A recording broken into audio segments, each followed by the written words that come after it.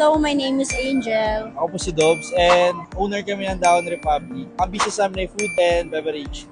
Nag-start kami, naglalako kami sa office kasi dati ako call center agent. Then, ang unang product na binibenta namin sa office ay pizza roll. So, yun yung unang product namin. Then, nagkaroon lang ng invitation sa bazaar sa Muntinlupa. Doon nag-start si Daon Republic kasi nag-fail kami doon. Yung product namin, yung pork, kasi sisigaws talaga kami. Yung natira namin karne or yung produkto ay sinama namin sa pizza roll sa opisina. So, doon kami nag-start. Then, nung hindi na siya pwede ibenta sa opisina, nakahanap kami ng isang pagbebentahan sa Araneta. And doon na nag-start yung career namin as a business owner.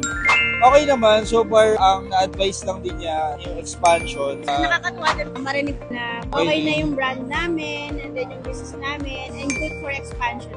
Tsaka for franchise na siya. So ibig sabihin, tama yung Nandas na tinatawag. Ngayon, talagang sa simula, maraming pagdadaanan, maraming downtimes. Kailangan nyo lang tatagan and talagang yung puso nyo ibigay nyo sa negosyo nyo. And then, yun nga, magpakatatag kayo kahit anong pang pagdaanan ng negosyo nyo, ilaban nyo lang. Kung talagang gusto nyo yung negosyo.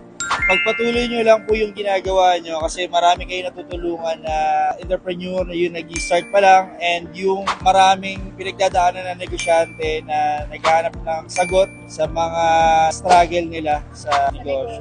Sobrang laking tulong. Thank you so much po, Sir Joey. And malaking bagay po yung na-share yun sa amin. And then yung sinabi nyo na good na yung business namin and good for franchise na malaking bagay po yun sa amin. Sobrang thankful.